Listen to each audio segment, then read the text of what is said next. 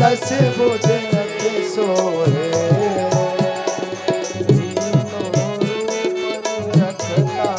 तीनों रूप रखता भुवन मन मोहे। ओम जय शिव ओम अक्षमाला वनमाला मुंडमाला ओ भोले मुंडमाला धारी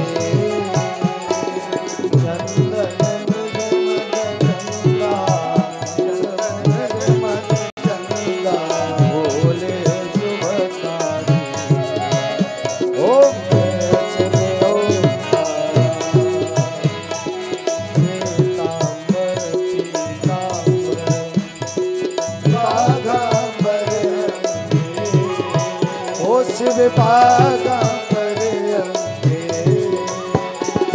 ब्रह्मादिक संतादिक प्रसादिक सदादिक होतादिक ओम जय शिव ओम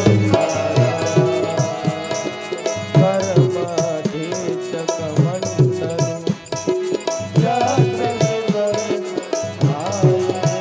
ओ भोले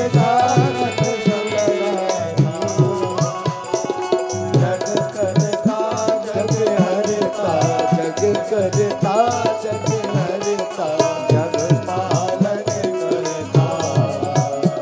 ओम जय शिव ओम ब्रह्मा विष्णु सदा शिव जानते अविवेका ओ भोले जानते अविवेका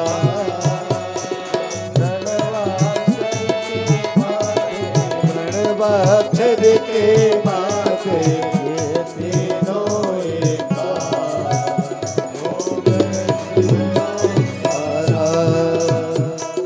काशी में विश्वनाथ विराज नंदी ब्रह्मचारी ओ भोलेनाथ ब्रह्मचारी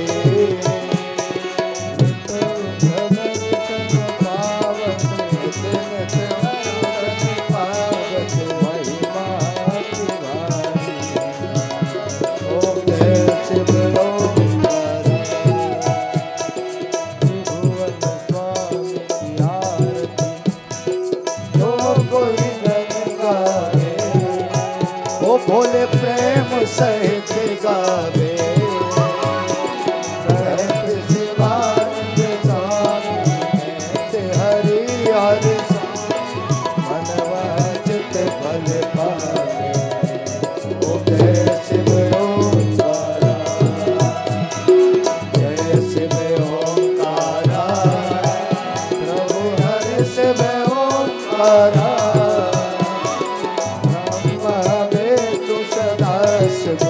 ब्रह्मा में तू सदा शिव हरहारी धारा। ओम जय शिव ओंकारा कर्पूर गौरम करुणावतारम संसार सारम भुजगेन्द्रहारम सदा वसन्तं हृदयारविन्दे भवं भवानी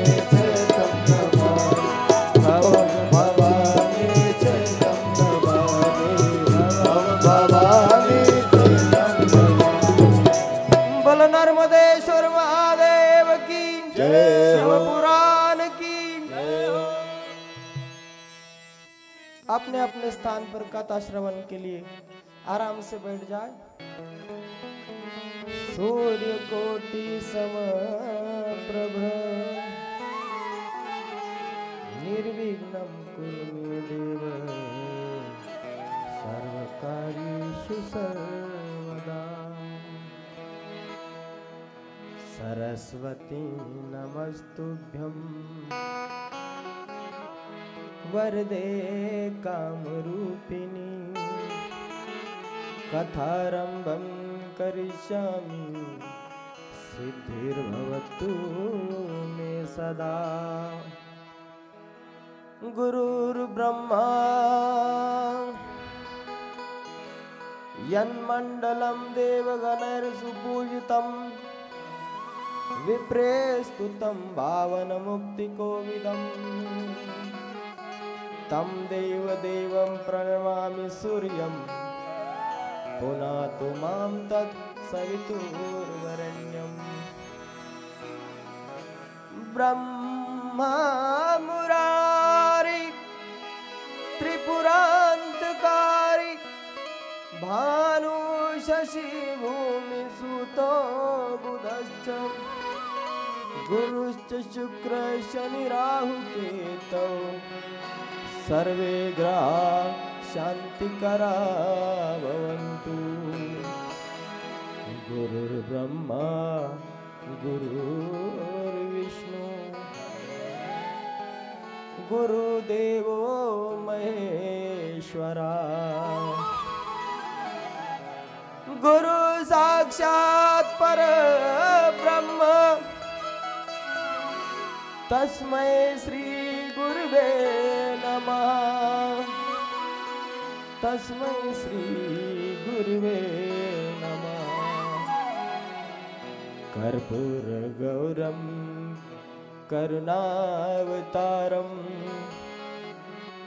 संसारसारं भुजगेन्द्रहारं सदा वसन्तं हृदयारविन्दे भवं भवानी सहितं नमामि। लोकाभिरामं रणरङ्गधीरं राजीवनेत्रं रघुवंशनाथं कारुण्यरूपं करुणाकरन्तं श्रीरामचन्द्रं शरणं प्रपद्ये।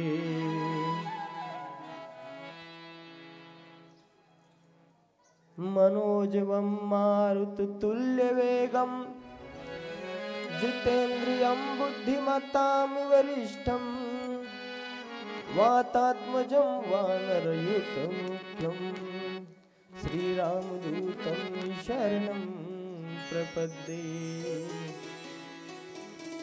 पुण्य पावन मामलदा नगरी में नर्मदेश्वर महादेव के पावन सानिध्य में चल रही शिवपुराण कथा सप्तम दिवस तो कल था।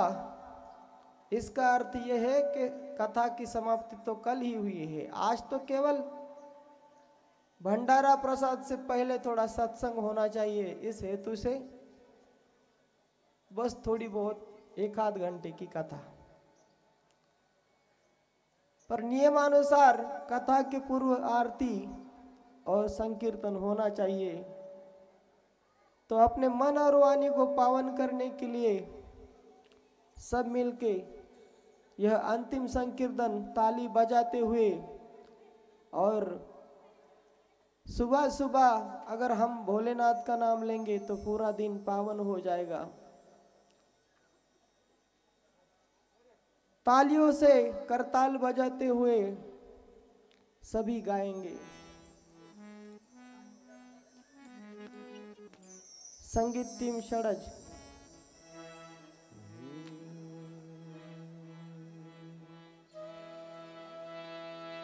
सुबह सुबह ले शिव का नाम कर ले बंदे यह शुभ काम। सुबह सुबह ले शिव का नाम कर ले बंदे यह शुभ काम। सुबह सुबह ले प्रभु का नाम बंदे यह शुभ काम। सुबह सुबह ले शिव का नाम शिव आएंगे तेरे काम। सुबह सुबह ले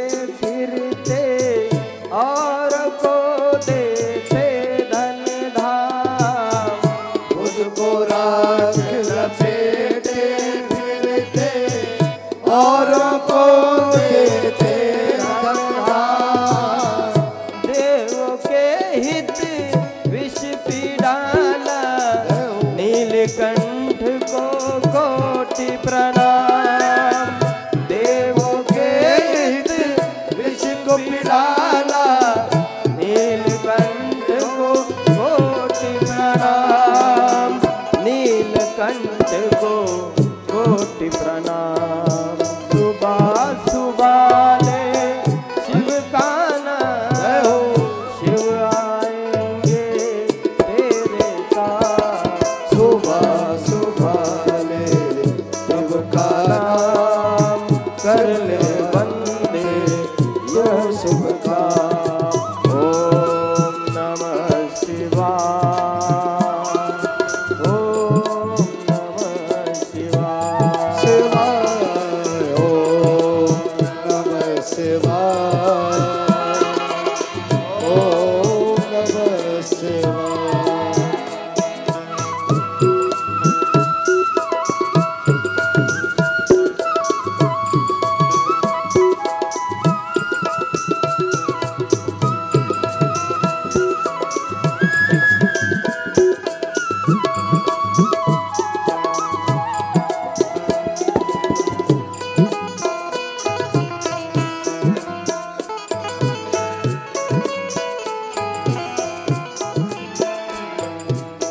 शिव के चरणों में मिलते हैं सारी तीरथ चारों धाम।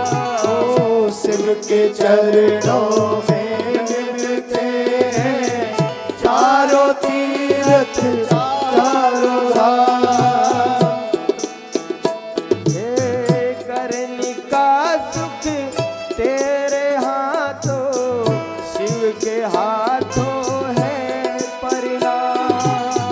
करनी का सुख तेरे हाथों, शिव के हाथों है परिणाम। शिव के हाथों है परिणाम।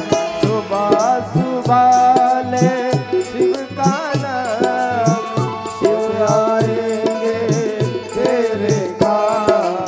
सुबह सुबह ले शिव का नाम, कर ले बंदे यह शुभ काम।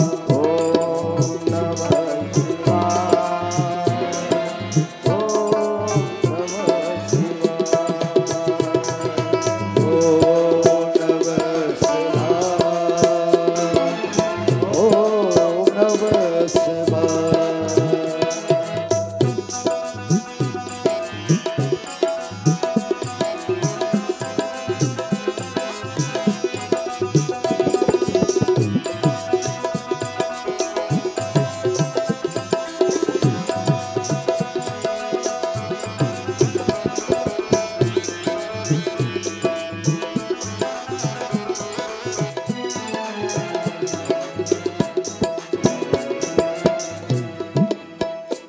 ओ शिव के रहते कैसी चिंता, साथ रहे प्रभु आठों याम। शिव के रहते कैसी चिंता, साथ रहे प्रभु आठों याम। शिव को भज ले सुख पाएगा, मन को आएगा आराम। शिव को भज ले सुख पाएगा, पाएगा आठों याम। सुबह सुबह ले शिव का नाम, सभी गाइए। शिव आएंगे तेरे काम। सुबह सुबह ले शिव का नाम, कर दे बंदे यह शुभ काम। ओम नमः शिवाय, ओम नमः शिवाय, ओम नमः शिवाय, ओम नमः शिवाय।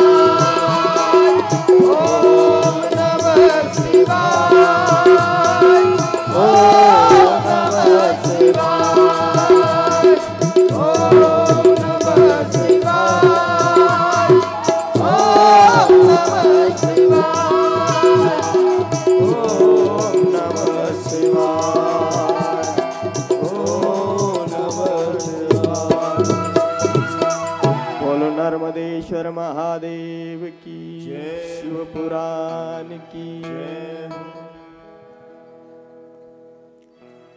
अंतिम दिन के कथा सत्र में सब ऋषि अपने अपने घर जाने वाले थे और प्रयाग का तीर्थ अभी सूना होने वाला था। भोलेनाथ का ध्यान करते हुए सूर्य जी कहते हैं, गंगा तरंग रमणीय जटा कलापम गौरी निरंतर विभूषित वाम भागम नारायणं प्रियं अनंग मदापहारम वाराणसी पुरपतिं भज विश्वनाथम।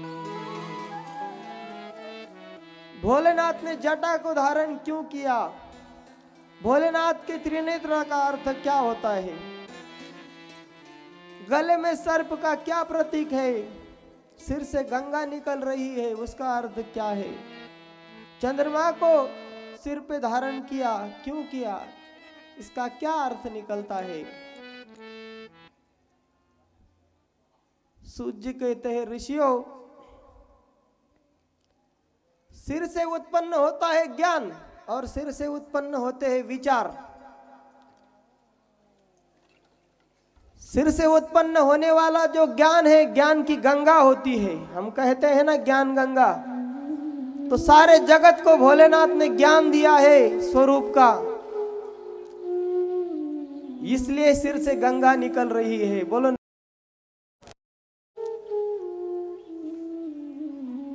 सिर से निकलते हैं विचार। हमारे विचारों का स्रोत क्या है? मस्तिष्क ही तो, मस्तिष्क ही तो हमारे विचारों का स्रोत है ना।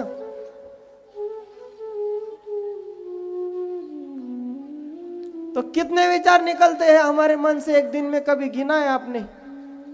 कितने विचार निकलते हैं मन से? 200, 500, कितने निकलते हैं? हाँ, अरे बाल जितने सिर पे उतने विचार निकलते हैं दिन में। ये करे कि वो करे, क्या करे? तो इन सब विचारों को बांध लेना और एक दिशा में लेके जाना। कौन सी दिशा में? भगवान की दिशा में लेके जाना अपने मन के सभी विचारों को। यह प्रतीक है जटा का। भोलेनाथ जटा इसलिए धारण करते हैं कि सब विचारों को, भोलेनाथ के दिमाग में कोई विचार नहीं है, सब विचारों को उन्होंने राम जी की भक्ति में लगा दिया। कल आपने श्रवण किया कि राम जी का गुणगान गाते हुए भोलेनाथ इधर उधर घूम रहे थे, गांव गांव, नगर नगर।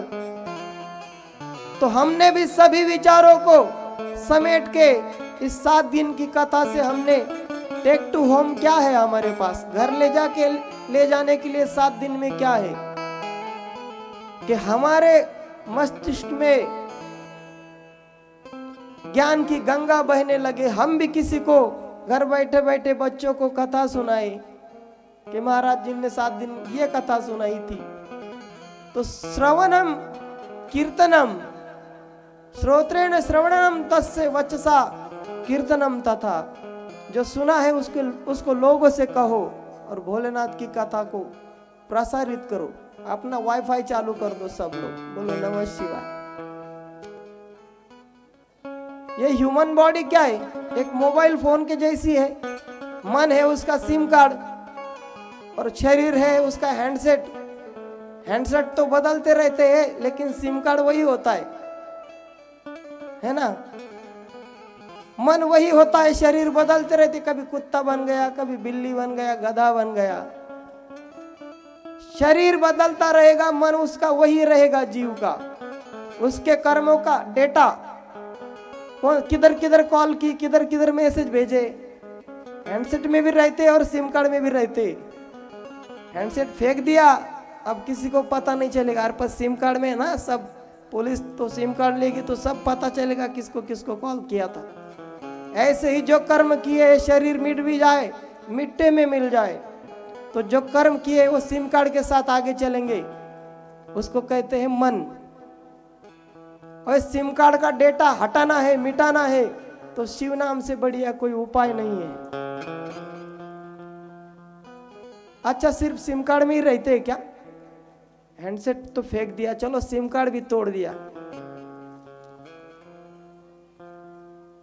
आसमान में दिखता नहीं है, पर मोबाइल कंपनी का सैटेलाइट घूमता रहता है, धरती के चक्कर काटता है, आंखों को दिखता नहीं, पर 18-20 सैटेलाइट एक कंपनी के, भारत ने अभी इनसैट 7 छोड़ा था, इंडियन सैटेलाइट 7, जिसमें 10 ट्रांसपॉन्डर थे।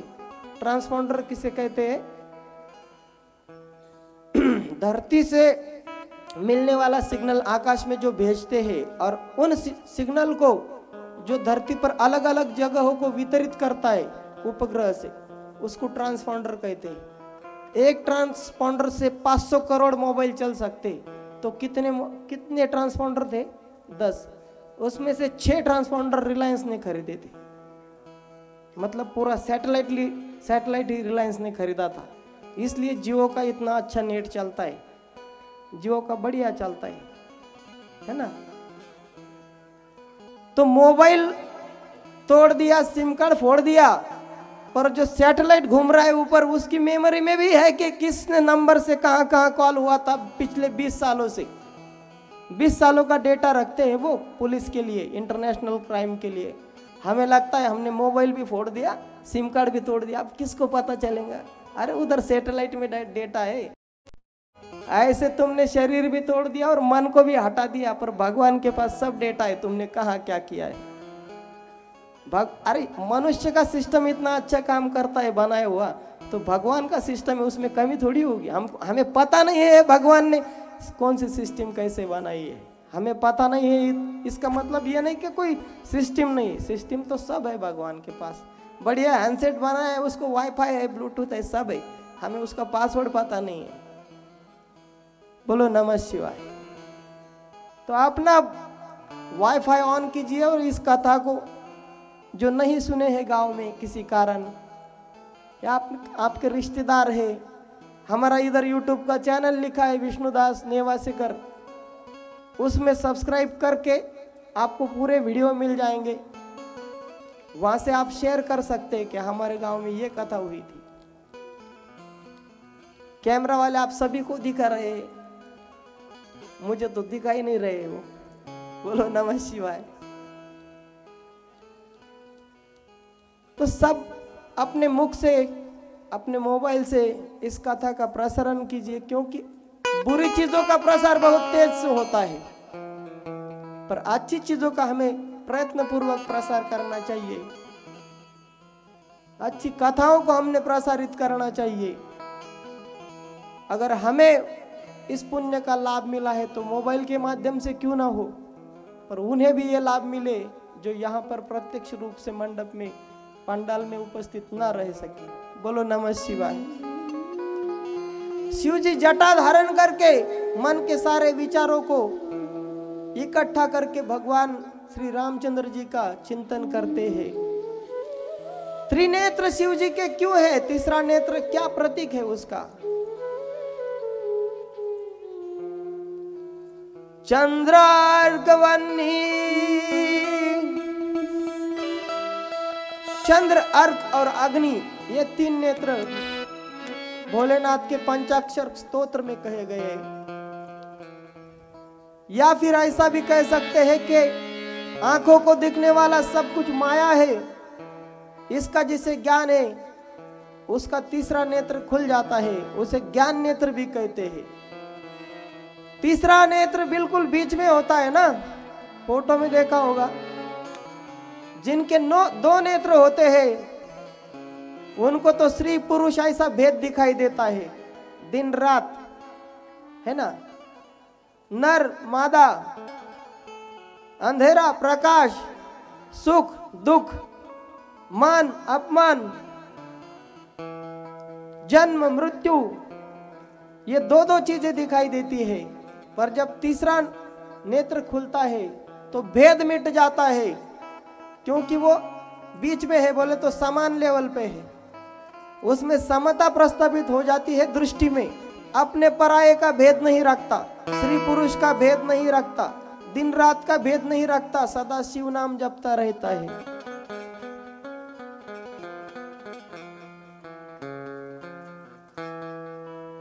और सर्प के भूषण, गले में सर्प धारण करने का प्रतीक क्या है? सर्प है, ये संसार ही सर्प है। चंद्र और सूर्य उस सर्प की आंखें हैं, और ये सर्प अपनी गति से चलता जा रहा है। सर्प में कोई हड्डी नहीं होती, केवल मांस ही मांस होता है, तो उसकी गति कैसे भी हो सकती है। उसी प्रकार संसार की गति सर्प, काल सर्प कहते हैं ना, काल रूपी सर्प, तो ये काल चक्र है। काल चक्र को ही सांप कहा है।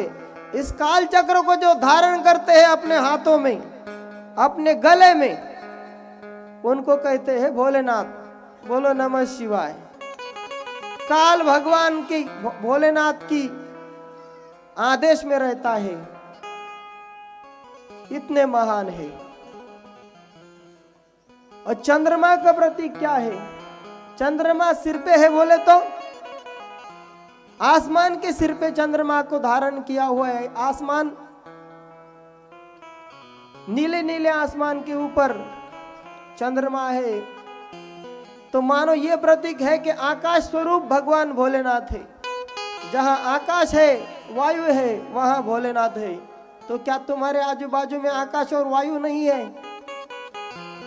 तो इस स्वरूप से भोलेनाथ का सानिध्य आप प्राप्त कर सकते हैं, इस भावना से। इसलिए भोलेनाथ ने चंद्रमा को धारण किया। सूत जी कहते हैं, ऋषियों, ऐसे भोलेनाथ, माता पार्वती से जब उनका ब्याह हुआ, अपने ससुराल से वे कैलाश के लिए प्रस्थान कर गए। कैलाश पर जब पहुंचे भोलेनाथ और माता पार्वती, तो भोलेनाथ ने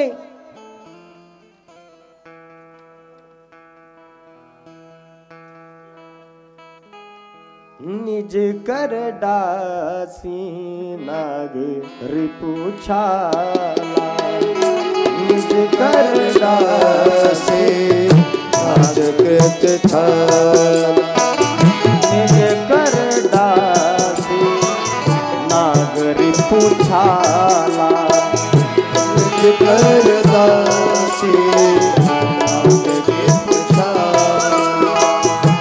बैठे सहज ही शंभु कृपाला, बैठे सहज ही शंभु कृपाला, निज कर डासी नाग रिपुछाला, निज कर डासी नाग रिपुछाला, निज कर डासी नाग रिपुछाला, बैठे सहज ही शंभु कृपाला। भोलेनाथ बैठ गए। पार्वती भल अवसर जानी, गई शंभु मातु भवानी। पार्वती माता ने यह अच्छा अवसर जाना और भोलेनाथ के पास गई पार्वती माता। और भोलेनाथ के पास जाकर क्या किया?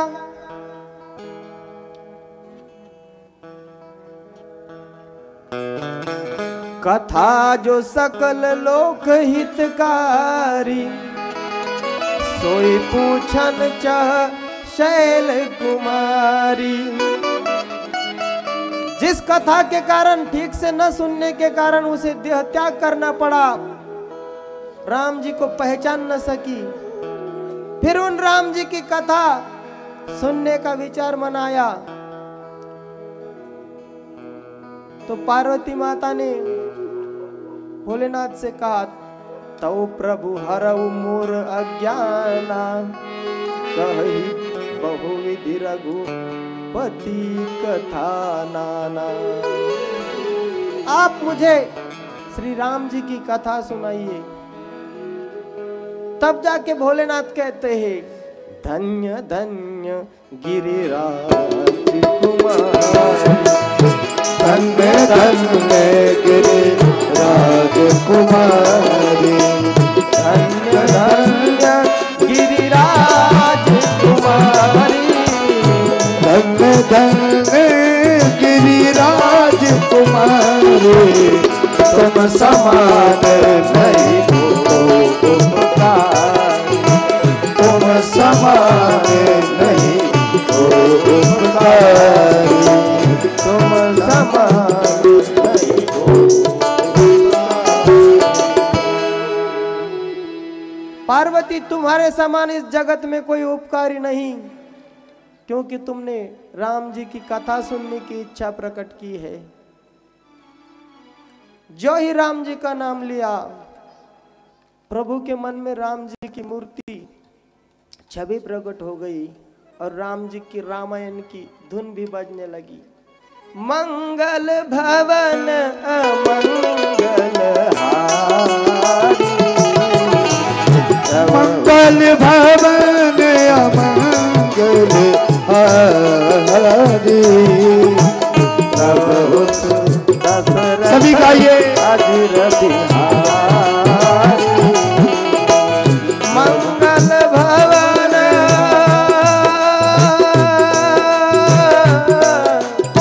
ओ मंगल भवन मंगल हारी,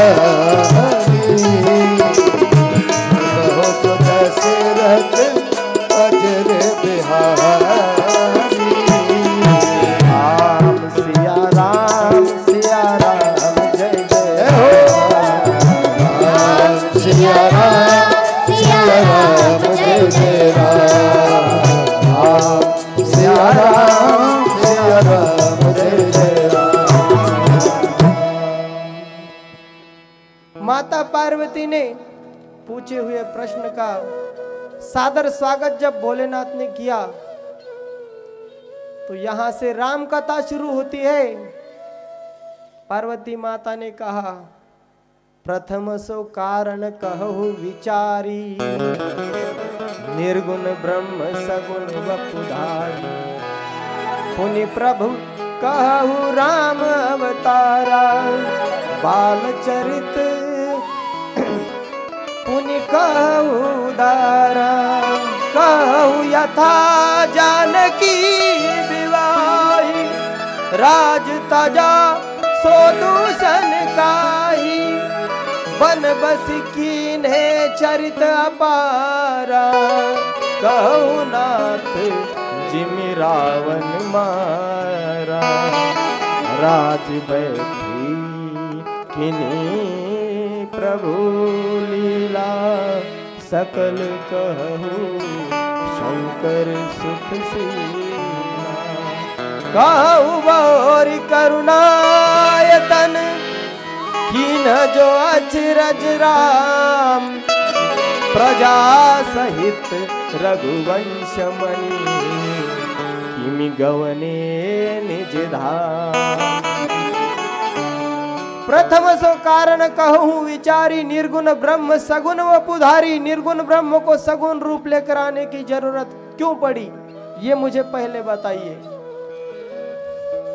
पुनि प्रभु कहु राम अवतारा, बाल चरित पुनि कहु उदारा, राम जी का जन्म कहिए, उनके बाल चरित्र कहिए।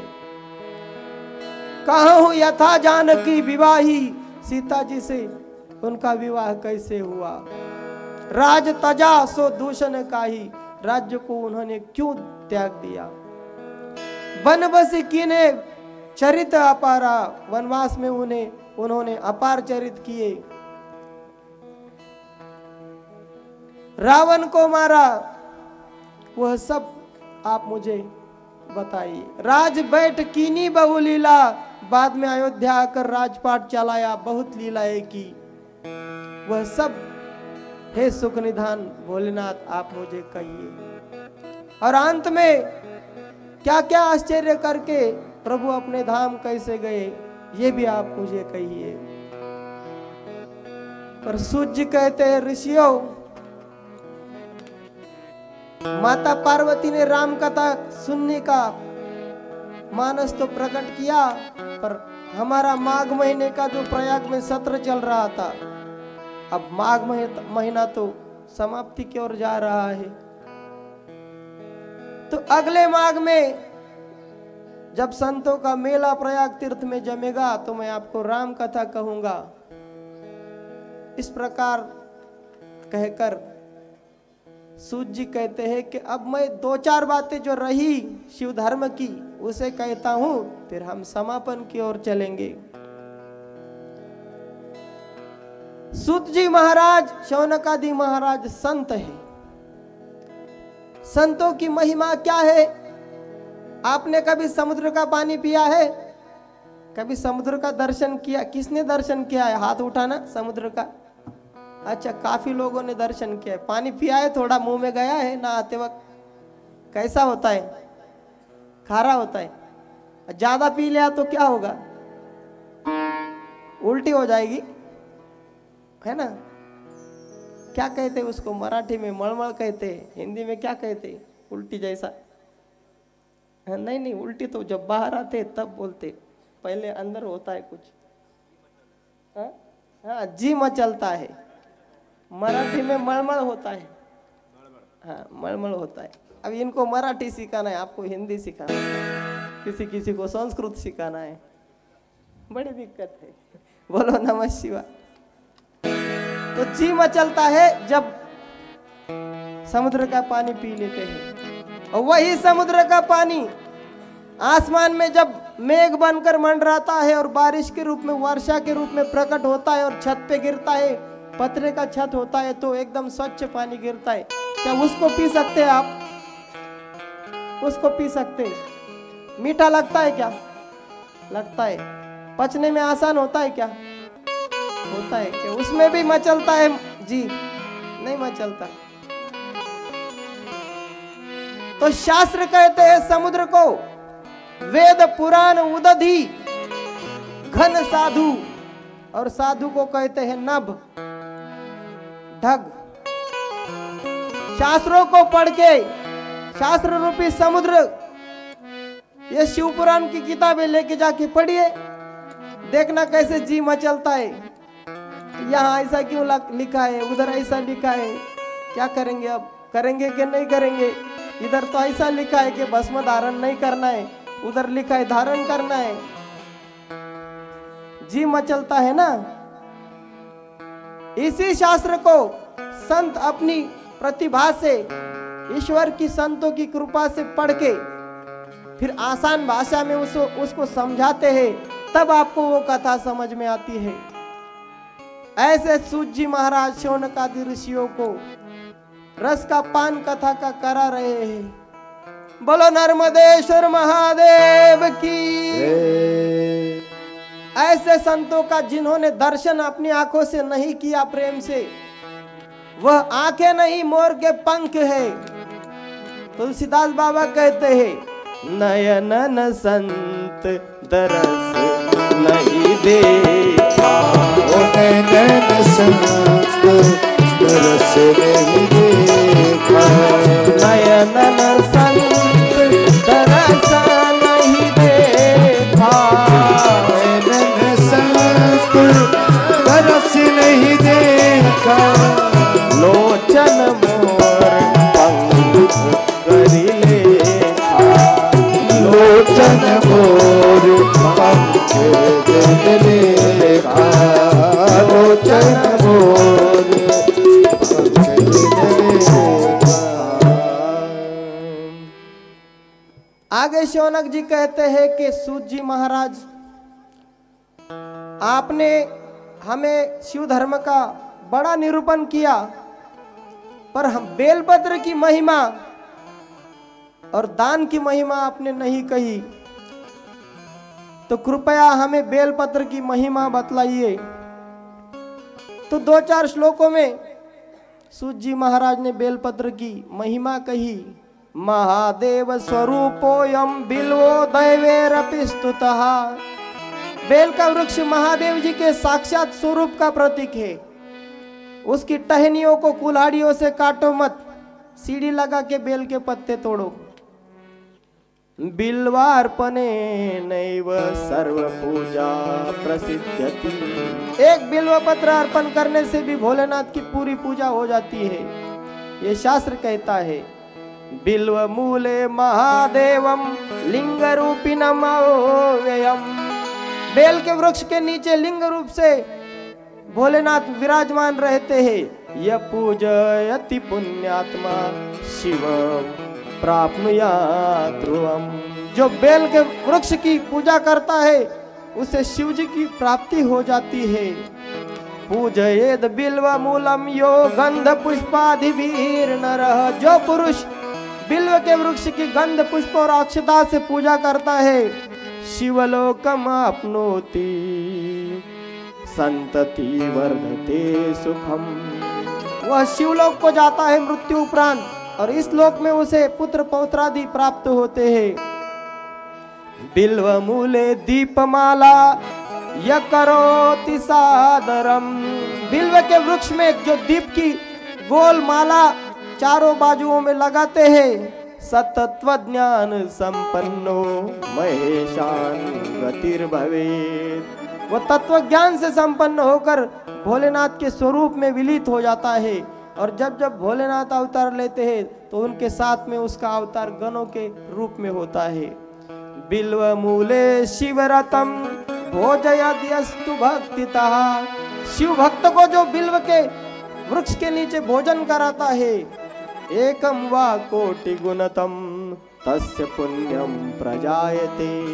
एक ब्राह्मण को भोजन कराया तो 1 करोड़ ब्राह्मणों को भोजन करने का फल बिल्व वृक्ष के नीचे भोजन कराने से मिलता है। बोलो नमः शिवाय। आगे दान की महिमा कहलाते हैं कि मनुष्य जन्म में हमने 12 पदार्थों का दान करना चाहिए। कौन से? गो भूर तिलो हिरण्य आज्य वासो धान्यम गुड़ानि च रौप्यम लवनम कुष्मांडम कन्या द्वादशकम तथा। अब समझाते हैं, गो यानी गाय का दान करना चाहिए, इससे हमारे पाप का क्षय होता है। भूमि का दान करना चाहिए, इससे समाज में हमारी प्रतिष्ठा होती है। क्योंकि सब लोग पैसा इकट्ठा करने में लगे हैं हजारों, और एक देने वाला रहा तो उसका नाम तो अपने आप ही होगा कि भाई उसने इतना बड़ा काम किया। 2 बीघा जमीन, 1 बीघा जमीन धर्म कार्य के लिए दे दी। इस प्रकार का संकल्प भी लोग नहीं करते, देने की बात तो दूर। हम उस दिन कृष्णापुर के सरोवर में गए थे, है ना तुषार? कृष्णापुर के सरोवर में गए थे ना हम। वहां पर पर्वत का नजारा, अरे कृष्णापुर के आस पास बाजू में है वो कृष्णा सरोवर, उसको अंबापानी तालाब कहते हैं। लेकिन 5 वर्ष पूर्व हमने उसका नाम फेसबुक में कृष्णा सरोवर हमारे पेज पे लिख दिया था। अब चोपड़ा तालुका में हमारे काफ़ी फॉलोअर्स है, लगभग 20-25 हज़ार तो है टोटल फॉलोअर। 40 हज़ार तक है फेसबुक के, उसमें 20-25 हज़ार चोपड़ा तालुका के हैं। तो चोपड़ा तालुका के ही लोग कमेंट कर रहे थे कि ये सरोवर कहाँ है सातपुड़ा में इतना सुंदर। आप कभी जाना वो अंबापानी की तरफ कृष्णा सरोवर के पास और देखना, हजारों कमल वहाँ रोज उगते हैं। और नज़ारा प्रकृति का ऐसा है कि हरे भरे पेड़, साथ में ऊंचा ऊंचा पहाड़ और सुंदर सूर्योदय का दृश्य वहाँ पर होता है। हम कभी कभी वहाँ पर मुकाम भी करते हैं। तो हमने नाना जो अपने जादव है जो आए थे निमंत्रण देने, उनसे कहा कि यहाँ हमें कुटिया बनाएंगे। तो बोले महाराज जी आपका स्वागत है। और हमने ये भी कहा कि हम हफ्ते में एक बार वहाँ पर सत्संग भी लेंगे, संगीत की प्रैक्टिस करेंगे। मामलदा गांव से 8-10 कलाकार भी बनाएंगे, एक आध दूसरा कथाकार भी बनाएंगे। संगीत का पाठ होगा, संस्कृत का पाठ होगा, गीता पढ़ाएंगे, विष्णु सहस्त्र नाम पढ़ाएंगे। जब तक चोपड़ा में है कुटिया बना के वहाँ कभी आते जाएंगे। जब भगवान ने नासिक ट्रांसफर कर दिया जॉब का, तो फिर आप संभालिए कुटिया। बोलो नमः शिवाय। तो नाना ने ये भी कहा कि मेरी यहाँ पर जमीन है, उनकी कहीं वहाँ पर मैं देखा नहीं पर है। इसमें से जितनी भी जमीन आप बोलेंगे धर्म कार्य के लिए मैं दे दूंगा। लेकिन मुझे इतनी दूर ये जमीन मुझे पसंद नहीं है, मुझे तो वो कृष्णा सरोवर जो है बस वहाँ एक कुटिया भी बन जाए तो ठीक है, लकड़ी वाली, घास वाली, बम्बू वाली, हमें कोई कंस्ट्रक्शन नहीं करना है। 6 महीने भी उसको मिटा भी दे तो कोई प्रॉब्लम नहीं। एक गाय रहेगी बस उसकी सेवा के लिए, उससे हमें धन की कोई अभिलाषा नहीं। तो ऐसा नजारा है वहां पर। हमने बंसी भी वहां पर बजाई, कृतेश भैया ने भी वहां पर बंसी बजाई। आप कभी जाएंगे तो देखना, आपका उधर से वापस आने का मन नहीं करेगा। सातपुड़ा के पर्वत में जितने भी सरोवर होंगे, सबसे अच्छा सुंदर स्वर्गीय बाहुबली जैसा नजारा है। एक बार देख के आना। कांतारा से भी बढ़िया, कांतारा में भी फॉरेस्ट है पर बहुत बढ़िया है। बोलो नमः शिवाय। भूमि का दान करने से प्रतिष्ठा होती है। यदि हम तिल का दान करते हैं तो ये हमारी मृत्यु का, अकाल मृत्यु का निवारण करता है। मतलब हम 100 वर्ष जीने के पात्र हो जाते हैं। इसलिए हम दश क्रिया को जाते हैं, गंध मुक्ति को जाते हैं तो तिल का दान देते हैं ना। आप किसी को तिलांजलि कहते हैं। तिल का दान करने से मृत्यु निवारक होता है। आज्य यानी घी, घृत, देसी घी का दान करने से बल बढ़ता है। वस्त्र का दान करने से पुष्टि प्राप्त होती है। पुष्टि यानी जो खाया उसका पचन होके पोषण होना। अब ये वस्त्र हमें नए आज दिए थे, क्या नाम है उनका? उनका नाम क्या है भाई?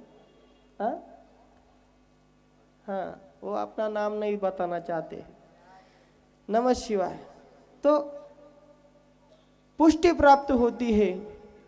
उसके बाद है धान्य गुड़ानी, जो धान्य का आप दान करते हैं तो आयु प्राप्त होती है, और गुड़ का दान करते हैं तो मधुर भोजन की प्राप्ति होती है।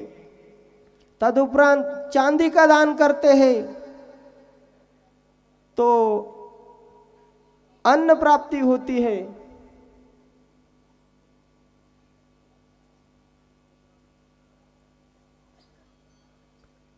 नमः शिवाय।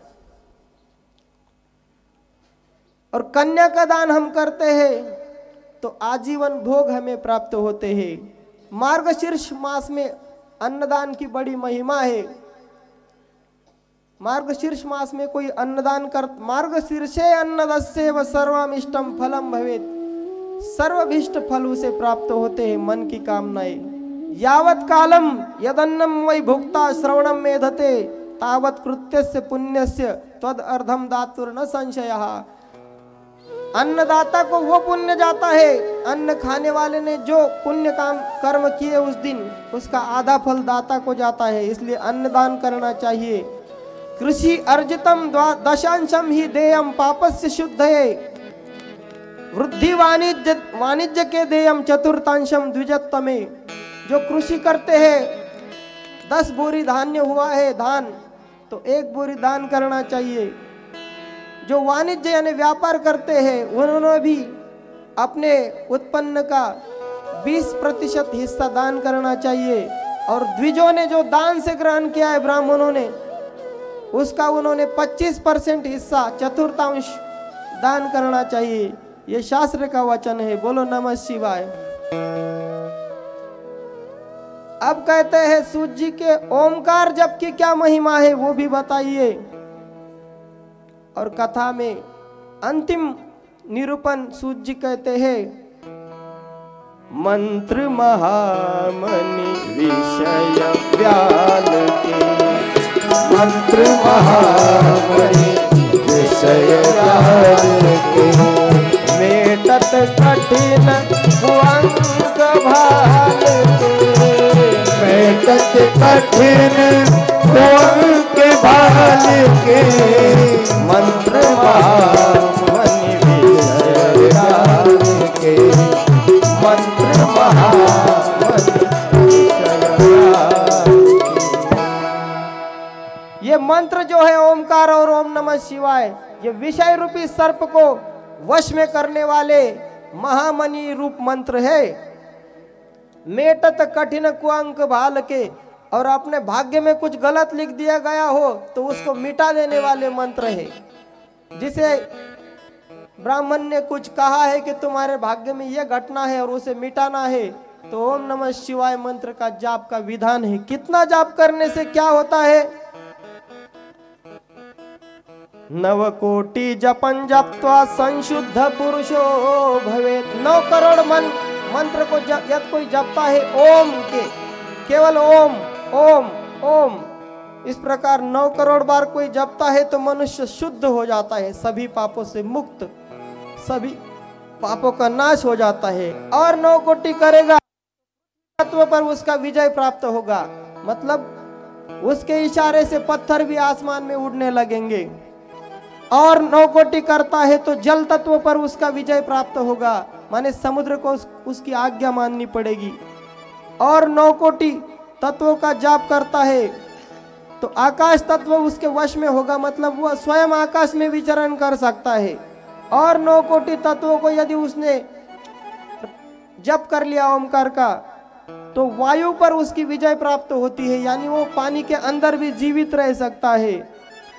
और 5 करोड़ जप करता है तो ब्रह्मा जी के समान हो जाता है। इस प्रकार इस ओम मंत्र के जप की महिमा, ओमकारो मन मुखा जदने प्रथमम मंत्रो प्रबोधक।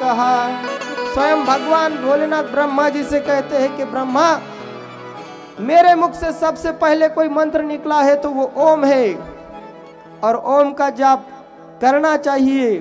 अस्मात् पंचाक्षरम जदने बोधकम सकलस्य तत्। और नमः शिवाय मंत्र जो है वह सकल रूप का यानी मूर्ति का बोधक है। अथ पंचाक्षरम नित्यम जपेद अयुतमादरात् संध्योश्च सहस्रम वाद्येयम शिव पद प्रदम। हर रोज 10,000 नमः शिवाय मंत्र का जप जो करता है उसे शिव पद की प्राप्ति हो जाती है। अब पंचाक्षर जप की महिमा कहते हैं, पंचाक्षर जपे ने वह सर्व सिद्धि लभे नरह। 5 लाख जप करने से मनुष्य सिद्ध हो जाता है, और 5 लाख जप करने से सभी पापों का क्षय हो जाता है, और 5 लाख जप करने से अतल लोक का ऐश्वर्य प्राप्त होता है, और 5 लाख जप करने से ब्रह्मा जी का सामीप्य प्राप्त होता है, और 5 लाख जप करने से वह मनुष्य स्वयं ही ब्रह्मा समान हो जाता है, यानी नई सृष्टि कर सकता है। और 1 करोड़ जप करने से वह नमः शिवाय का 1 करोड़ जप करने से शिव जी के समान हो जाता है। बोलो नमः शिवाय। इस प्रकार से सूत जी ने ओमकार मंत्र और नमः शिवाय मंत्र की महिमा, बेलपत्र की महिमा और दान की महिमा का गान किया और कथा को समाप्ति की ओर ले चले। अब हम भी हमारा यह मामलदा नगरी का जो सत्र है कथा का, उसे भी आयोजकों की सूचना के अनुसार थोड़ा शिवाजी महाराज जी के चरित्र पर प्रकाश करते हुए हम भी समापन की ओर चलते हैं। 11 बजने को अभी 15 मिनट है। आरती में 3 मिनट जाएंगे, 2 मिनट संकीर्तन में, 10 मिनट में हम थोड़ा प्रकाश करते हैं। उसमें 5 मिनट पे शिवाजी महाराज और 5 मिनट में गांव कैसा होना चाहिए, इस पे हम बात करेंगे। बोलो शिवाजी महाराज की, नर्मदेश्वर भगवान की। इतिहास ने कई वैभवशाली महलों को खंडहरों में बदलते देखा है, और ऐसा भी समय देखा है जब इस धराधाम पर ऐसे ऐसे पापी और अत्याचारी उत्पन्न हुए कि गौ माता को सांस लेना मुश्किल हो रहा था। स्त्रियां अपनी आबरू को बचा नहीं पा रही थी। सनातन धर्म के अनुयायियों को, शिव धर्म के उपासकों को दिन में काटा जा रहा था। बच्चों के सामने उनकी माताओं पर जबरदस्ती की जा रही थी। काल ऐसा अकाल बन के महाराष्ट्र पर बरस रहा था, नहीं हिंदुस्तान पर बरस रहा था। न गौ माता सुरक्षित थी, ब्राह्मणों को धर्म परिवर्तन कराया जा रहा था। स्त्रियों की आबरू उनके आभूषण लूटे जा रहे थे। लुटेरे स्त्रियों को पकड़ पकड़ के छोटी छोटी बच्चियों को पालकी में बिठा के अरब देशों में भेज रहे थे और वेश्याएं बनाए रहे थे। जब तक इस भारत भूमि में नारी की पूजा होती थी, नारी के लिए कोई बंधन नहीं थे, वह मुक्त थी, तत्वज्ञान का अभ्यास कर सकती थी, गार्गी जैसा बन सकती थी, ब्रह्मर्षियों में विराजमान हो सकती थी। ये वो भारत भूमि थी जहां पर स्त्रियां केवल कमर में एक वस्त्र और वक्षस्थल में एक वस्त्र लेकर आश्रमों में रहा करती थी। उनको ढका क्यों गया, क्यों उन्हें बंधन देने पड़े? जब आतताई और आक्रमणकारियों ने इस देश की आबरू को छूना चाहा,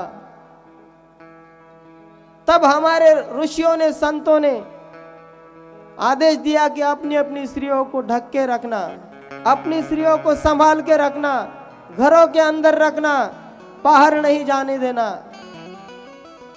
ये वो काल नहीं था जब इस सृष्टि में एक रावण था। ये वो काल था जब हर एक गांव में 100 रावण घूम रहे थे तलवार और घोड़ा लेके। ऐसे समय में अंधकार छा गया था पूरे भारतवर्ष में, सब गुलामी में अपना जमीर खो चुके थे। इस हाल में महाराष्ट्र की भूमि में कभी भी देश में जब संकट आता है तो महाराष्ट्र सबसे आगे होता है। महाराष्ट्र संतों की भूमि है, त्याग की भूमि है। गर्जा महाराष्ट्र माझा, गर्जा महाराष्ट्र माझा,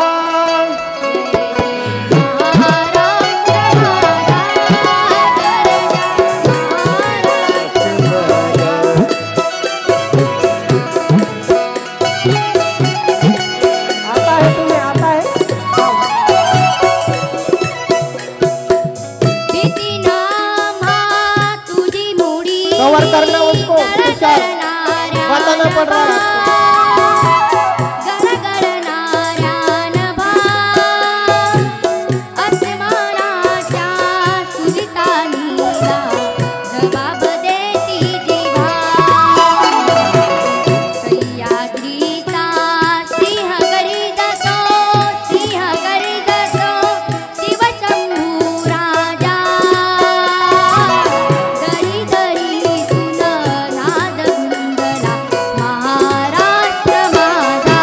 सभी ताली बजाकर से महाराष्ट्र माता, गर्जा महाराष्ट्र माता, गर्जा महाराष्ट्र माता, गर्जा महाराष्ट्र माता।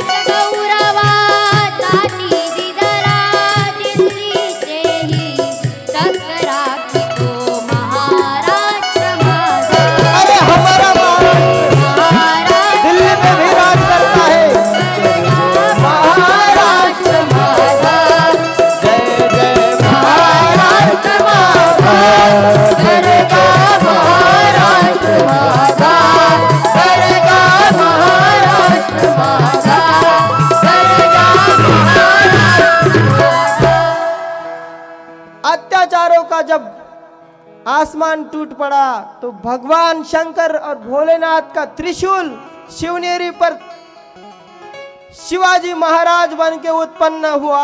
बोलो शिवाजी महाराज की। इस विषय पे तो पूरी 7 दिन की कथा हो सकती है। आयोजकों ने 7 मिनट भी नहीं दिए हैं, 2 ही मिनट में बात करनी पड़ेगी। शिवाजी महाराज ने खेल कूद की उम्र में प्रतिज्ञा की कि हम सारे सनातन धर्म को जीवित करेंगे, रक्षा करेंगे हमारे माता भगिनियों की आबरू की। तलवार उठाई, शिवजी पर अपने रक्त का अभिषेक किया, मावलों को इकट्ठा किया, किले जीते और अपने स्वराज्य की स्थापना करके पूरे भारत में भगवा उन्होंने लहराया। ऐसे शिवाजी महाराज को कोटि कोटि वंदन। शिवाजी महाराज का आध्यात्मिक चरित्र बहुत अच्छा और श्रवण करने योग्य है। आगे चल के हम हिंदी में महाराष्ट्र के संतों की कथा बिठाने वाले हैं, जिसमें एक दिन पूरा शिवाजी महाराज का चरित्र आएगा। एक दिन तुकाराम जी महाराज का, एक दिन ज्ञानेश्वर जी महाराज का, एक दिन नाथ जी महाराज का, एक दिन नामदेव जी महाराज का, जनाबाई का और रामदास स्वामी जी का भी चरित्र हम उसमें लेंगे। ऐसे महाराष्ट्र के संतों की कथा नाम से हम प्रोजेक्ट बना रहे हैं। उस प्रोजेक्ट का अब स्टडी चल रहा है, तो आगे उत्तर भारत में भी और कहीं भी संतों की कथा भी होगी। उसमें शिवाजी महाराज के चरित्र पर पूरा 3 घंटे का उन पर बोला जाएगा उत्तर भारत में, और आप लोग उसका मोबाइल के माध्यम से आनंद ले। तीर्थ क्षेत्र में भी वृंदावन में कथा करने का विचार है। हमारे ब्रजेश भाई पूरा टीम देखते हैं, वो भी वहाँ पर अब जाके देखेंगे कि कब कथा करना सुलभ और कब ज़्यादा फल मिलेगा। तो उस कथा में भी आप तीर्थों में रहिए, स्नान कीजिए, संतों के दर्शन और सत्संग कीजिए और अपने जीवन को पावन बनाइए। अब हम कथा का अंतिम संकीर्तन करते हैं। जब तक अंतिम आरती की आप लोग तैयारी कीजिए। अभी भी 11 बजने में 5 मिनट बाकी है। 2 ही अक्षर को मंत्र मनोहरी। शिव नाम के 2 अक्षर है और इन 2 अक्षरों का मंत्र कौन जपता है? संकीर्तन करेंगे, आप सब उठ के खड़े हुइए। 2 ही अक्षर को मंत्र मनोहर जपते हैं ब्रह्मा ब्रह्मानी, शिव नाम रटते रहो जब तक रहे जिंदगानी, शिव नाम रटते रहो जब तक रहे जिंदगानी हो, रटते रहो जब तक रहे जिंदगानी, शिव नाम रटते रहो। रहे जिंदगानी, शिव नाम जपते रहो। आरती की तैयारी करें।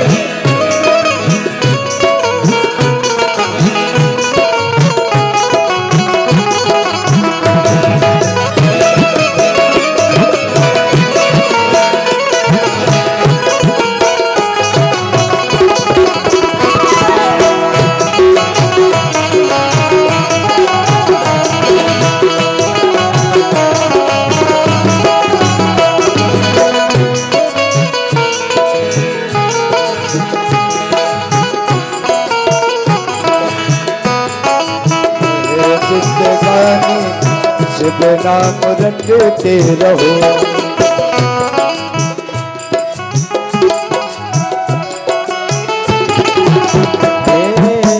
नाम जपे सम लाभ नहीं नहीं, नाम जपे सम लाभ नहीं नहीं। अरे नाम जपने के समान इस मनुष्य जन्म में कोई फायदा नहीं है दूसरा। अरे पैसे के फायदे को कहा साथ में लेके जाना है क्या? नाम जितना जपा है वो साथ में जाएगा, मन में सिम कार्ड में डाल के जाएगा, पैसा सिम कार्ड में डाल के नहीं जाता है। नाम जपे सम लाभ नहीं नहीं, नाम जपे सम लाभ नहीं नहीं। नाम तजे सब हानि रहो, शिव नाम रटते रहो जब नाम रहे जिंदगानी, शिव नाम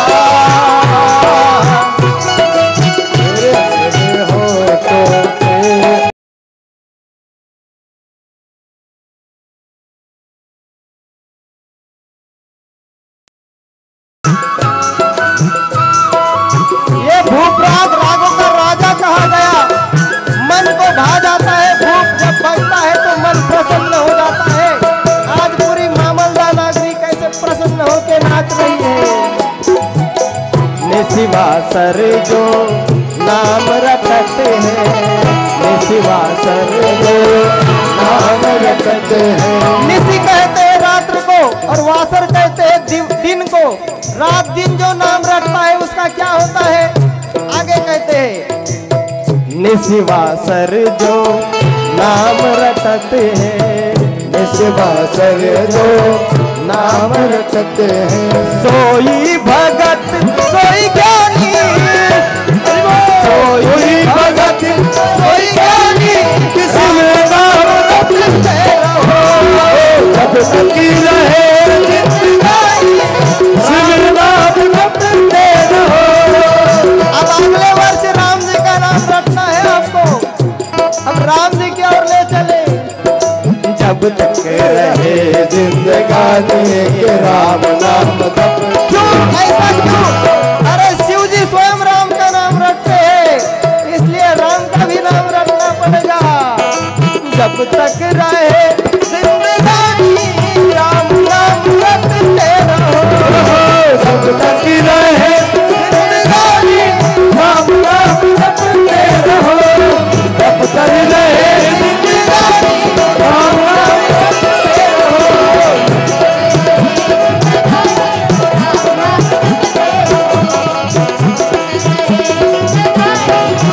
बोलो नर्मदेश्वर महादेव पुराण की जय। पार्वती पते हर हर महादेव।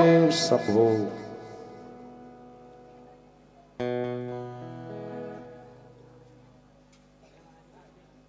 आरती लास्ट वाली। हाँ,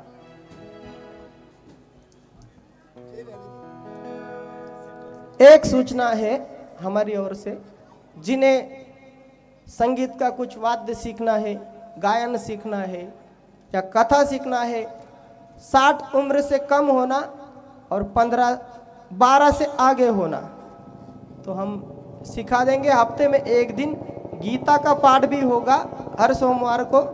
नाना जादव से आप संपर्क में रहिए, उनके पास नाम दीजिए।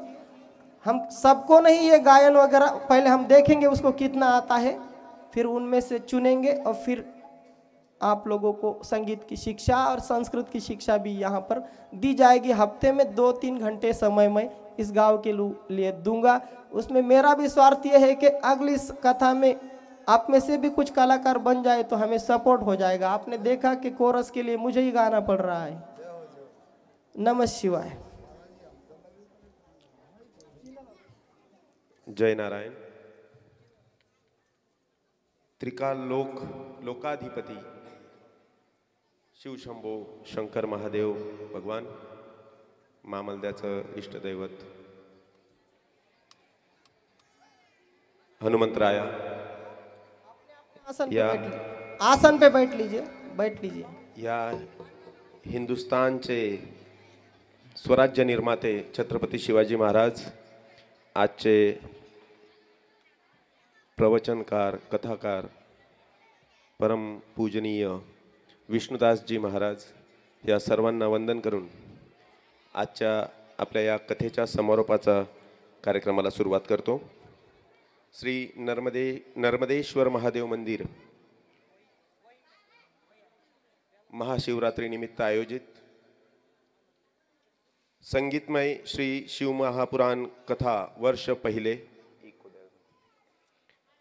याचा छोटेखानी गावाकडून सत्कार समारंभ या ठिकाणी आता होत आहे। हरिभक्तपरायण श्री विष्णुदासजी महाराज नेवासेकर यांच्या अमृतवाणीतून दिनांक 12 फेब्रुवारी 2023 पासून तर आजपर्यंत म्हणजे 19 फेब्रुवारी 2023 पर्यंत मामलदा वासियांना शिवपुराणची महिमा, शिवपुराणची कथा, शिवपुराणचं महात्म्य हे विष्णुदासजी महाराज यांनी अति सुंदर प्रकारे पटवून आणि बिंबवून सांगितलं। त्याबद्दल सर्वप्रथम मी समस्त ग्रामस्थांच्या वतीने व शिवपुराण कथा आयोजन समितीच्या वतीने महाराजांचं आभार व्यक्त करतो। महाराजांच्या अमृतवाणीतून आम्हाला 12 ज्योतिर्लिंगांचं दर्शन मामलदात बसल्या बसल्या झालं। गेल्या 2 दिवसापासून महाराज ज्योतिर्लिंगांचं दर्शन आम्हाला या ठिकाणी घडवत होते आणि संपूर्ण शिवपुराण कथेत कालचा शिवविवाह सोहळा देखील आपण मला वाटतं आयुष्यात पहिल्यांदा मामलदात झालेला असेल. मामलदा नगरीत पहिल्यांदा शिवविवाह सोहळा संपन्न झाला आणि शिव पार्वतीचा हा विवाह सोहळा नेत्रदीपक असा विवाह सोहळा आपण काल पाहिला. त्याबद्दलही महाराज मी आपलं ग्रामस्थांच्या वतीने आभार व्यक्त करतो.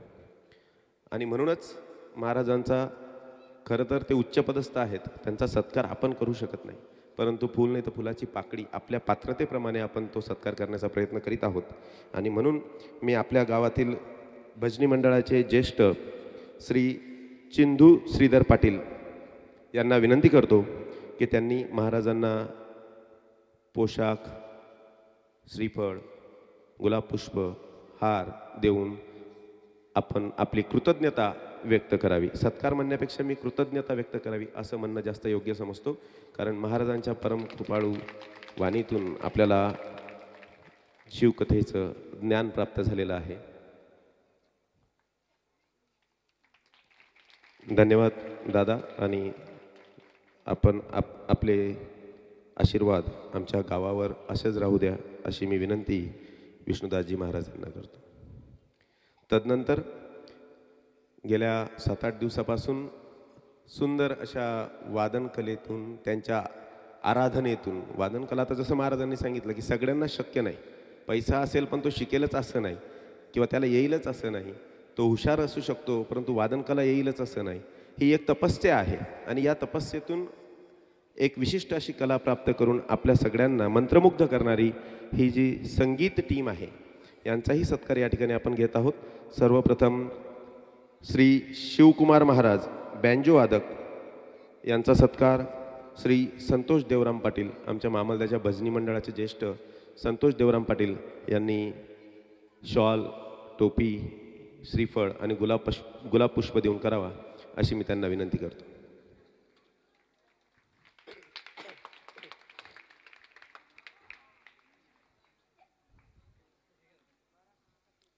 तदनंतर नालवादक श्री गोलूभाई यांचा सत्कार जतनपुना भालेराव, आमच्या भजनी मंडळाचे सदस्य जतनपुना भालेराव यांनी करावा अशी मी त्यांना विनंती. गोलूभाईंना अत्यावश्यक काम असल्यामुळे आज सकाळीच त्यांना जळगाव जावं लागलं. पुढील सत्कार आहे श्री हरिमोहनभाई तबला वादक यांचा सत्कार आमच्या भजनी मंडळातील एक उत्कृष्ट गायक श्री पंढरीनाथ भगवान पाटील यांनी करावा अशी मी त्यांना विनंती करतो. हरिओमभाई तबला वादक यांचा सत्कार श्री पंढरीनाथ भगवान पाटील यांनी करावा.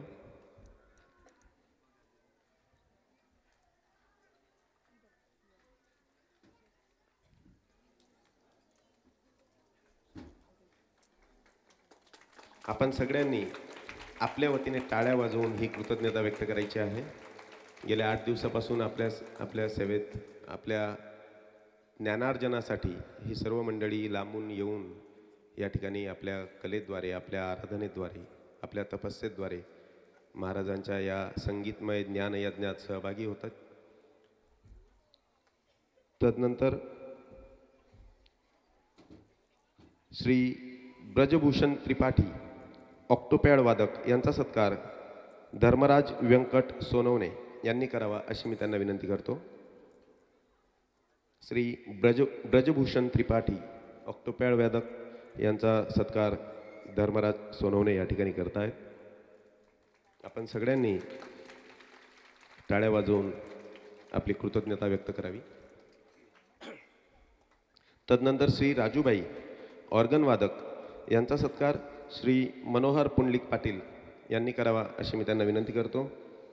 मनोहर पुंडलिक पाटील उर्फ भाऊसाहेब यांनी श्री राजूभाई यांचा सत्कार करावा.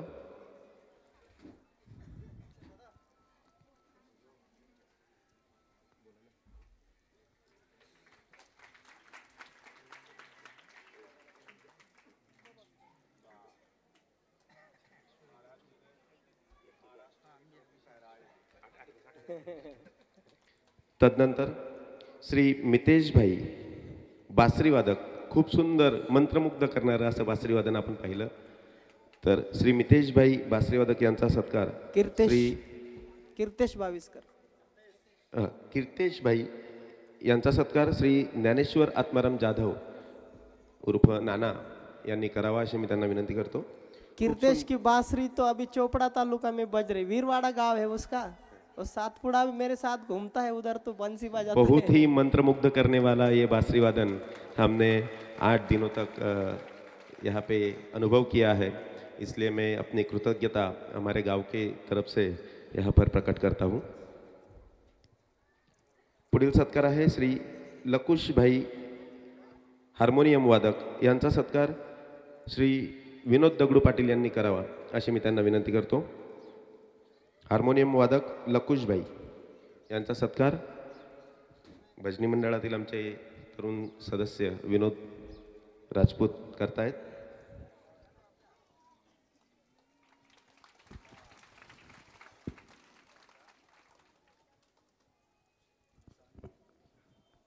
तदनंतर श्री तुषारभाई श्रीवास्तव, जे आपण आपल्यापैकी बऱ्याच लोकांनी यूट्यूबवर किंवा फेसबुकवर देखील आपल्या गावाची कथा आहे ती पाहिली असेल. ती ज्यांच्या परिश्रमाने येत आहे ते इथं कॅमेरामन म्हणून शूटिंग करणारे श्री तुषारभाई श्रीवास्तव यांचा सत्कार भाऊसाहेब कृष्णा पाटील यांनी करावा अशी मी त्यांना विनंती करतो.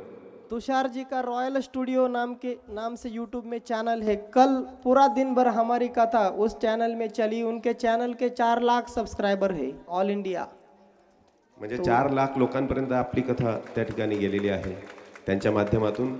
आणि यूट्यूबवर महाराजांचे यूट्यूब चॅनल आहे, फेसबुक चॅनल आहे, त्याच्यावर मी स्वतः पाहिलं. नियमित सर्व दिवसांची कथा त्या ठिकाणी आपल्याला कायमस्वरूपी पाहतील. पुढच्या वर्षीसुद्धा त्याच्यावरती अवेलेबल असेल. तदनंतर श्री मनोहर चौधरी या सुंदर अशा साऊंड सिस्टीमचे ऑपरेटर मनोहर भाऊ चौधरी यांचा सत्कार निखिल पंढरीनाथ पाटील यांनी करावा अशी मी त्यांना विनंती करतो. निखिल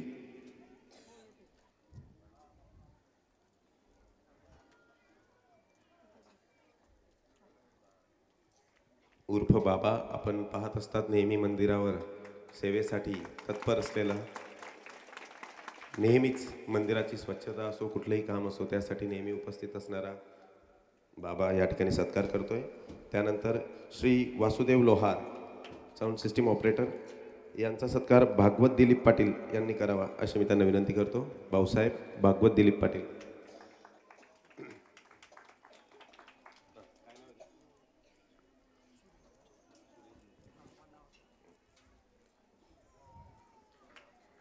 तदनंतर श्री सचेतभाई गुजराती सहाय्यक म्हणून या ठिकाणी उपस्थित आहेत. सचेतभाई यांचा सत्कार सुरेश देवचंद कोळी यांनी करावा अशी मी त्यांना विनंती करतो. श्री सचेतभाई गुजराती जे या ठिकाणी सहाय्यक म्हणून आपली सेवा देत आहेत.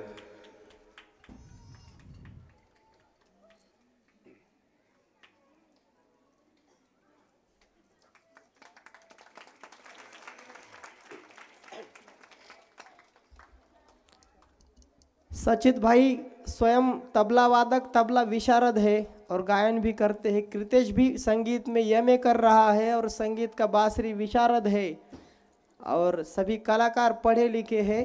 ऐसे कोई मैं अनाड़ी सिर्फ मैं ही हूँ, मेरी कोई डिग्री नहीं है. बोलो नमः शिवाय. ये ज्ञान तपस्या से आता है. अनाड़ी होना उसकी पात्रता का प्रमाण नहीं हो सकता. भोले बाबा को अनाड़ी ही पसंद है, अब क्या करेंगे. भोले बाबा बोले है ना, इसलिए. पुढील सत्कार आहे ज्यांना आपण बऱ्याच दिवसापासून इथं माळ जप करताना पाहत आहोत ते श्री रघुनाथ महाराज. नहीं वो आज आए नहीं है. पंचाक्षरी मंत्र जपणारे आपले रघुनाथ महाराज आज काही कारणास्तव उपस्थित नाही आहेत. तदनंतर 2 विशेष सत्कार आपण या ठिकाणी फक्त घेत आहोत.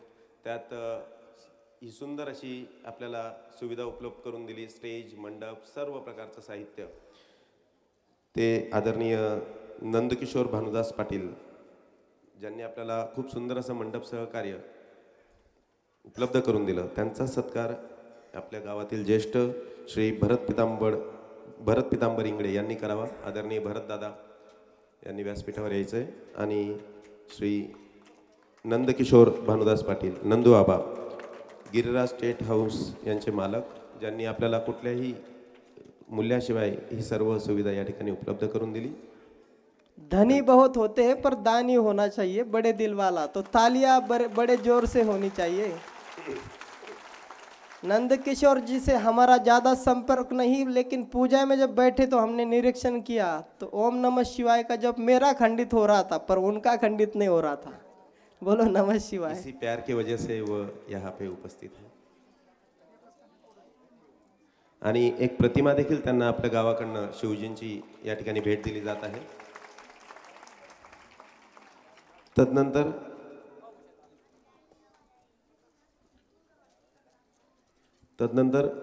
श्री डॉक्टर विजय देवराम इंगडे, ज्यांचं या ठिकाणी महाप्रसादाला आपल्याला सहकार्य लाभलं। या महाप्रसादाचे मानकरी आदरणीय बाडूनाना श्री डॉक्टर विजय देवराम इंगडे यांचा सत्कार आपल्या गावातील ज्येष्ठ श्री देविदास खंडू कोडी यांनी शॉल, श्रीफळ, टोपी, गुलाबपुष्प व शिवजींची प्रतिमा देऊन करावा अशी मी त्यांना विनंती करतो।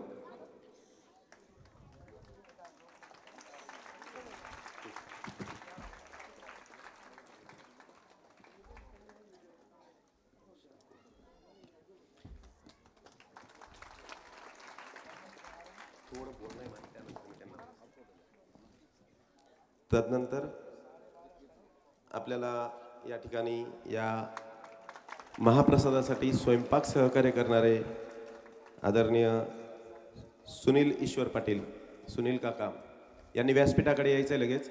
सुनील ईश्वर पाटील यांचा सत्कार श्री मुरलीधर दगडू पाटील यांनी करावा अशी मी त्यांना विनंती करतो।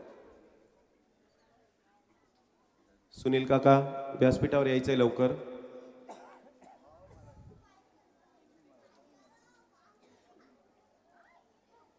ते येतात तोपर्यंत माझ्या मनातली एक खंत, मला जाणवलेली उणीव या ठिकाणी मी व्यक्त करतो। दोन महान विभूती ज्यांची आठवण इथं बसलेल्या सगळ्यांनाच आली असेल, अशा प्रकारच्या कार्यक्रमात त्यांची उणीव नेहमी भासते। ते स्वर्गीय आदरणीय प्रभाकर मकाराम सोनवणे। या कार्यक्रमांमध्ये आपल्याला त्यांच्या मधुर वाणीची सवय होती। त्यांच्या चला चला लवकर या आवाजाशिवाय घरातून निघायचं नाही असं जणू आपण ठरवलेलंच होतं। 12 वर्ष सप्ताहात आपण ते अनुभवलं। तो आवाज या ठिकाणी कमी वाटला। आणि दुसरं परमश्रद्धेय आदरणीय विजय बापू यांचीही कमतरता, प्रत्येक ठिकाणी लगबगीने आणि एक वडिलत्वाच्या भावनेने प्रत्येक कार्यक्रमात उपस्थित असणारे, सहकार्य करणारे, मार्गदर्शन करणारे या दोन महान आपल्या गावातील विभूतींना मी आपल्या संपूर्ण गावाच्या वतीने श्रद्धांजली अर्पण करतो। परमकृपाळू भगवान महादेव त्यांना स्वर्गात चिरस्थान देव अशी प्रभुचरणी प्रार्थना करतो आणि संपूर्ण गावाच्या वतीने श्रद्धांजली अर्पण करतो। विजय बापू गेल्यानंतर आपल्या भजनी मंडळात खरं तर हार्मोनियम वाजवेल कोण असा एक प्रश्न निर्माण झाला आणि ती पोकळी भरून काढण्यासाठी चुंचाडे येथील घनश्याम कोळी, ज्याने जय जय महाराष्ट्र माझा हे गीत आपल्यासमोर आता सादर केलं, हा नेहमी आपल्या भजनी मंडळात उपस्थित असतो। आजही तो या ठिकाणी उपस्थित आहे। त्याचा सत्कार कल्याण रघुनाथ पाटील यांनी करावा अशी मी त्यांना विनंती करतो।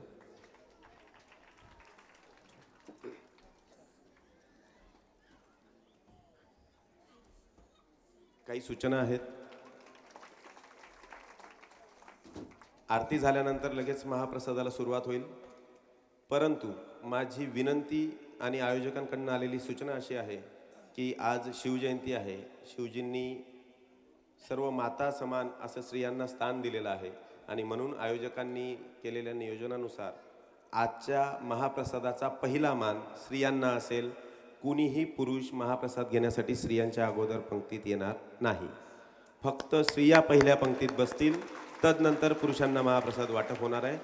कुणीही पुरुषाने पंक्तीत पहिले यायचं नाही आहे। फक्त महिलांना महाप्रसादाचा मान आपल्या गावातील ज्येष्ठ श्रेष्ठ आयोजकांनी या ठिकाणी दिलेला आहे। आणि एक आनंदाची आणि गोड अशी सूचना या ठिकाणी आहे की पहिलं वर्ष आपलं या महापुराण कथेचं संपन्न होत आहे आणि आजच पुढच्या वर्षाचा महाप्रसादाचा मान श्री सुनील नामदेव पाटील यांच्या आई गंगा भागीरथी कोकिडाबाई नामदेव पाटील यांनी घेतलेला आहे. त्यांच्याकडून पुढच्या वर्षाचा महाप्रसाद असणार आहे. म्हणून आपण सगळ्यांनी अगदी कळकळाट टाळ्यांचा करून त्यांचं स्वागत केलं पाहिजे.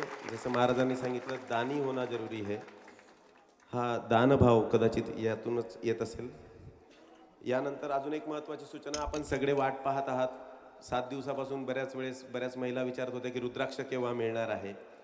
कथा संपन्न झाल्यानंतर महाप्रसाद होईल आणि महाप्रसाद झाल्यावर संध्याकाळी ठीक 4 वाजता रुद्राक्ष मणी वाटप होणार आहे. रुद्राक्ष मणीसाठी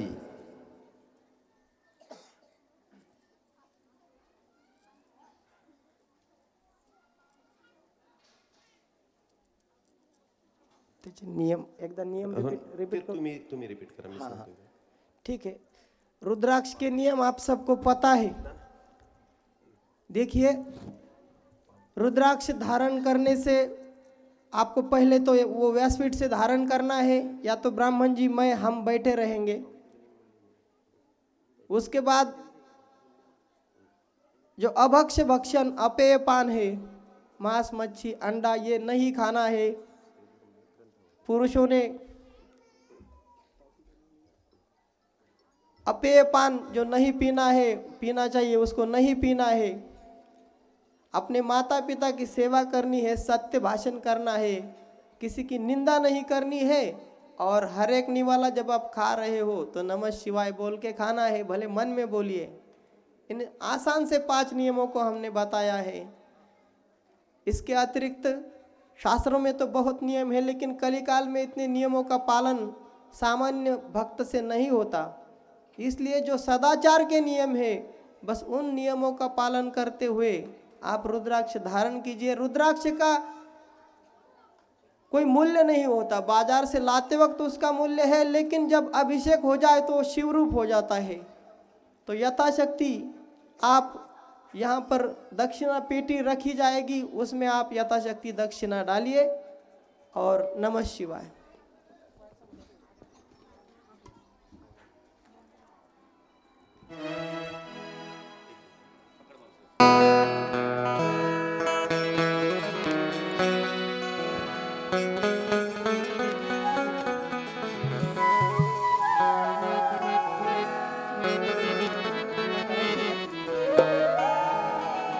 और कोई सूचना है क्या?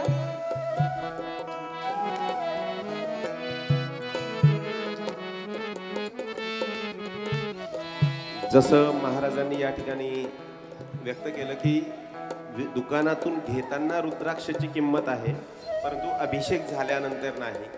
म्हणून त्याच्यासाठी आपण कुठलंही मूल्य लावलेलं नाही की एवढी पावती घ्या किंवा एवढे पैसे द्या मग मिळेल, असं नाहीये. आपल्याला रुद्राक्ष 4 वाजता मिळणार आहे. याच ठिकाणी आपण क्रमाने या ठिकाणी महाराजांच्या हस्ते रुद्राक्ष वाटप होणार आहे. परंतु देणाऱ्याने देत जावे, घेणाऱ्याने घेत जावे, घेणाऱ्याने घेता घेता देणाऱ्याचे हात घ्यावे.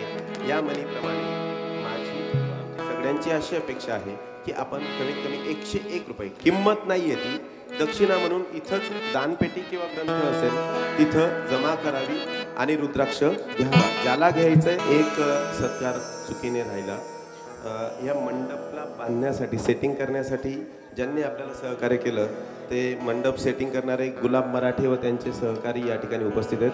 त्यांचा सत्कार रघुनाथ सुखदेव पाटील यांनी करावा अशी मी त्यांना विनंती करतो. मंडप सहकार्य करणारे श्री गुलाब मराठे यांनी व्यासपीठावर यायचंय.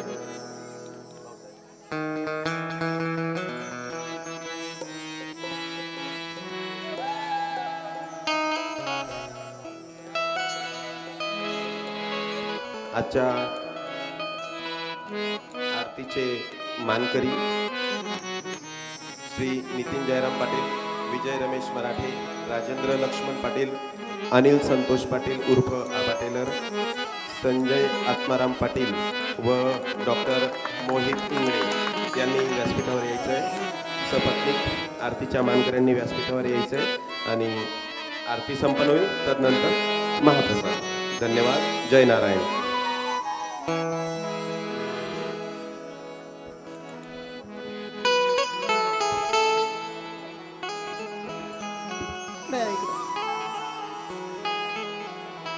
ओम नमः शिवाय. ओम चंद्रमा मनसो जातचक्षुः सूर्योपजायत श्रोत्राद्वाश्य प्राणस्य प्राणिरजायत. इदं कविः प्रजननं मे अस्तु दशवीरगुं सर्वगणगुं स्वस्तये आत्मसनि प्रजासनि पतिनो प्रसन्यभयसनि. अग्निः प्रजां बहुलां मे करोत्यन्नं वयो तस्मात्सु दत्त्वा.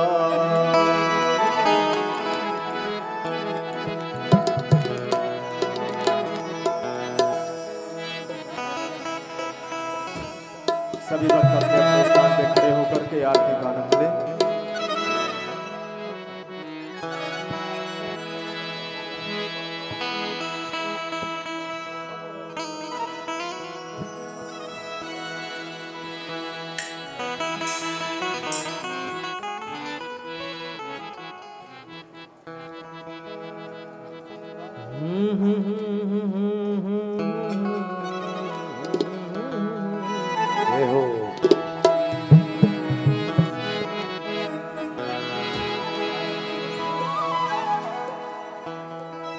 संगीत टीम मध्यम.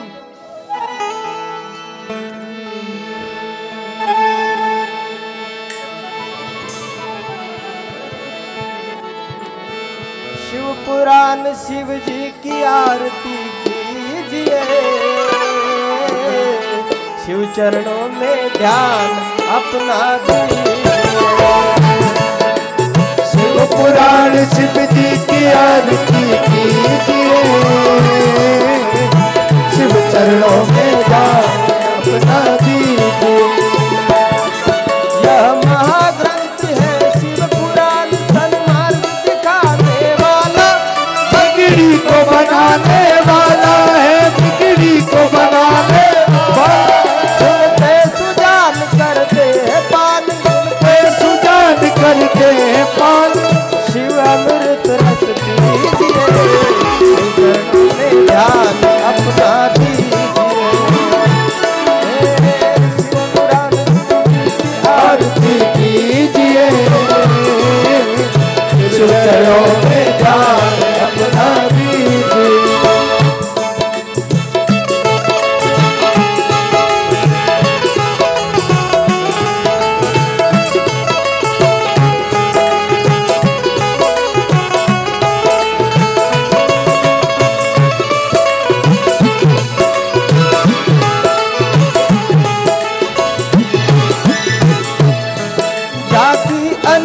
कल्याण रूप सबके मन को यह भाए.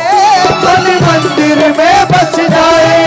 मन मंदिर में बस जाए. प्रभु ध्यान लगा मन भाव जगा. प्रभु ध्यान लगा मन भाव जगा. तन मन अर्पण कीजिए. शिव चरणों में ध्यान अपना दीजिए. शिव पुराण शिव जी की आरती कीजिए. शिव चरणों में ध्यान अपना दीजिए.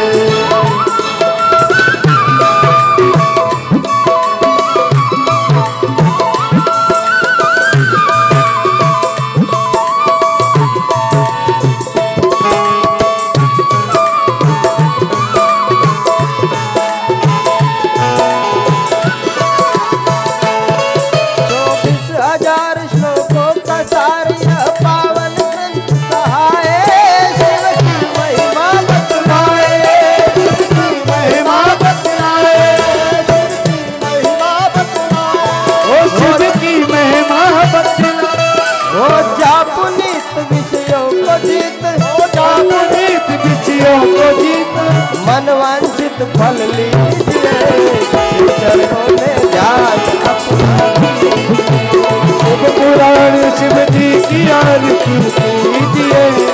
शिव चरणों में ध्यान अपना दीजिए।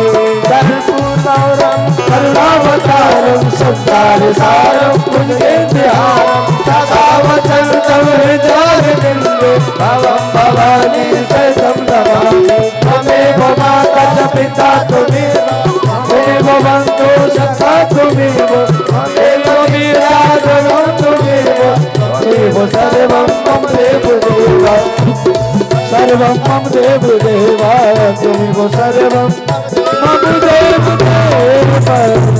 ओम द्यो शांति शान्तिरन्तरिक्षगुं शान्तिः पृथिवी शान्तिरापः शान्तिरोषधयः शान्तिः वनस्पतयः शान्तिर्विश्वे देवाः हस्तौ संशोध्यास्ते पुष्पाण्याय हरिः ॐ जगनेन जगमहे जन्त देवास्तानि धर्माणि प्रथमान्यासन्नातेः नागं महिमानः स चन्द्रेन्द्रपूर्वे साध्याः सन्ति देवाः हरिः ॐ